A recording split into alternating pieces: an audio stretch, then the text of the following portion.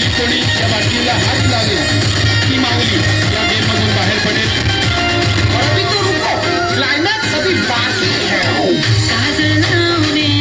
युग 28 विठेवरी उभा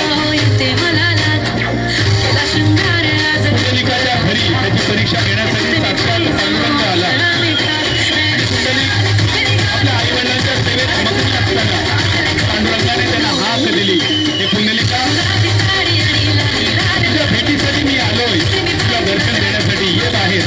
आणि पुंडलिक म्हणाला, हे पांडुरंग, तुझ्या भेटीसाठी मी आतुर आहे, व्याकुळ आहे, आतुर आहे. मी अनेक वर्ष युगानुयुग तुझी वाट पाहतोय तुझ्या दर्शनाची.